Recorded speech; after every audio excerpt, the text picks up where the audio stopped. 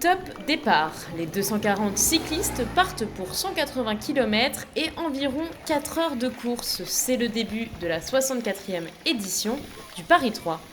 Cette année, 24 équipes internationales sont présentes sur la ligne de départ.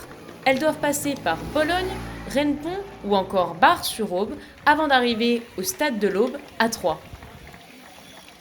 Parmi eux, Léo Bouvier, cycliste haut-marnais, venu sur notre plateau quelques minutes avant le départ. Vous avez la pression là, tout le monde vous acclame, tout le monde vous appelle. Vous êtes là, il faut représenter la Haute-Marne. Ouais, c'est un peu de pression, mais c'est de la pression positive. Ça donne envie de se donner à fond et de faire le meilleur. Après, c'est toujours un plaisir, hein, c'est grisant, donc c'est que du bonheur et c'est que du bonus d'être à domicile. Les 60 premiers kilomètres de la course, qui sont au départ de Colombey-les-Deux-Églises, se déroulent en Haute-Marne, de quoi réjouir les élus locaux.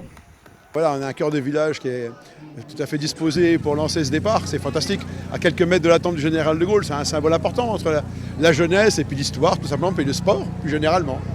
Nous, on est très heureux et on est très fiers que cette course Paris 3, elle parte d'ici, de Colombey-les-Deux-Églises, sur le territoire de l'agglomération de Chaumont pour aller jusqu'à Troyes. Et c'est un très bel événement et on est très très heureux de les accueillir. Des centaines de personnes ont également fait le déplacement pour profiter de la course, mais aussi du village de Colombey-les-Deux-Églises.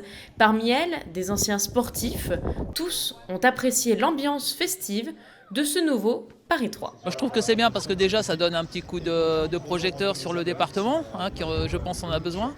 On a des beaux paysages aussi bien dans Haute-Marne que dans l'Aube.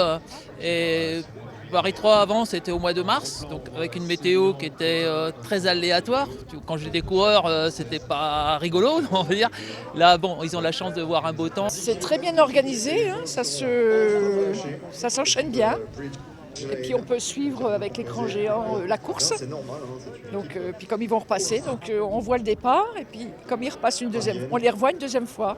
Et ça c'est bien, c'est pas souvent le cas. Et le grand gagnant de cette édition 2023, c'est lui, Gwen Leclench.